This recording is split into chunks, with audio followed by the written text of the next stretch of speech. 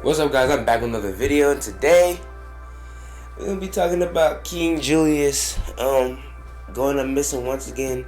This Hawks versus Knicks game is it's an interesting game. Although it was a blowout, there's a lot of good things that I took from it, interesting things that I took from. So that's what I'm talking about in this video for this type of content.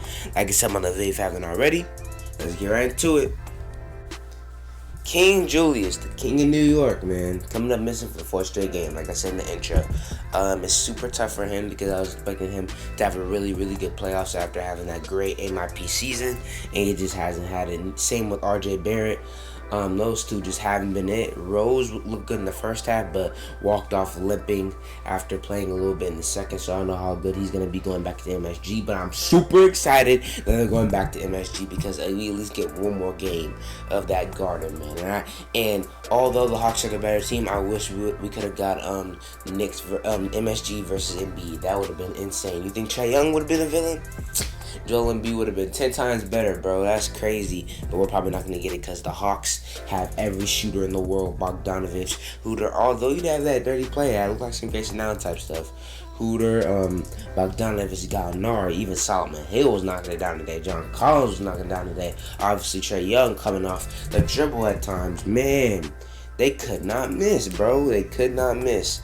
But what I really want to talk about in this video a lot is that the Knicks, this is not a disappointment. I don't want people thinking this is a disappointment. I think most people know that this season was great no matter if they lose in the first round or not, because they were expected to be like a 21 team, and look at it now, they're in the playoffs. So this is a great season for the New York Knicks, whether they lose or not. But RJ Barrett, Julius Randle, terrible performance, bro. I ain't gonna lie to you, bro. Especially Julius. I expect more from you. Although the 20-9 looks good, if you watch the game, you know it wasn't like an impactful 20-9. It just he wasn't hitting his shot early. He just couldn't get into the game. But what I really want to talk about in this video, man, is how legendary this 2018 draft class can really, really be. We got Trae Young, we got Luka.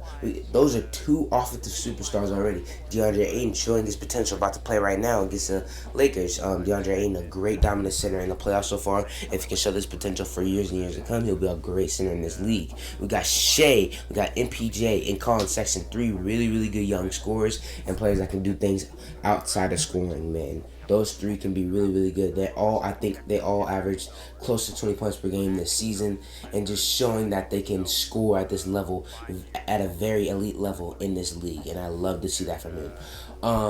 So we got some elite role players in this playoffs. Mikal Bridges, Jalen Brunson, and more. Miles Bridges, a very elite role player, didn't make the playoffs though. This draft class is very deep. Also, Jaren Jackson Jr., although he hasn't been playing great in this series, we know what Jaren Jackson Jr. can do. Man, this draft class is deep, man. MPJ, could be a top 5 player, top 10 player in the league one day with his scoring ability. Luka's already a top 5 player in my opinion, especially after a couple of these playoff performances. Trae Young is showing what he can do. Shea, I feel like, will make the playoffs next year if they get a good team around him.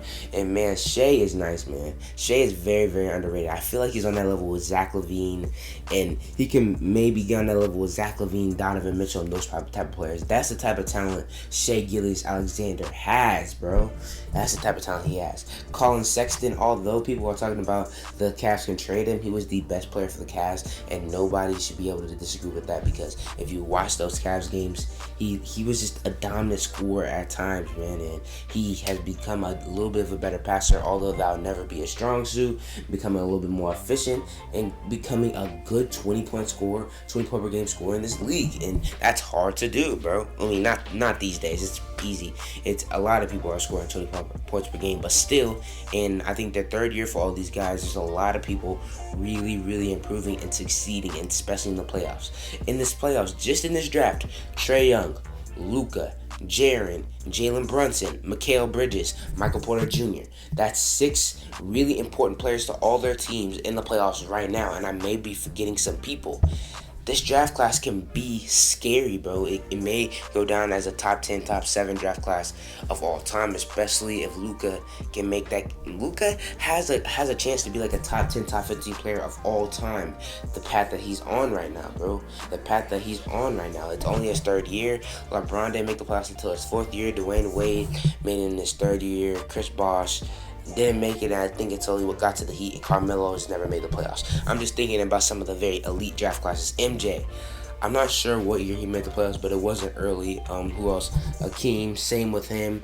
It took those players a little bit longer to make the playoffs in the '84 draft, but although they are legendary, this 2018 draft class has a chance, bro. And if people like Shea, Aiden, and MPJ can play at their fullest potential and hit what I think they can hit as the best players that they can be, this draft class will really, really be good. But if DeAndre Ayton plays like he played during the regular season, his whole high career, he may be a 1-time, 2-time All-Star, maybe.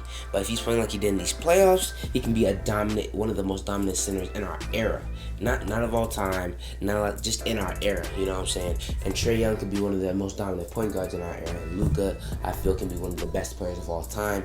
And if you have guys like Shea, MPJ filling in, getting a couple All-Star appearances maybe, this can be a really, really great draft class.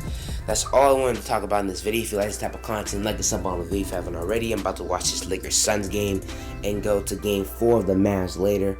And like us up on the video if you haven't already. I'll see you guys next time.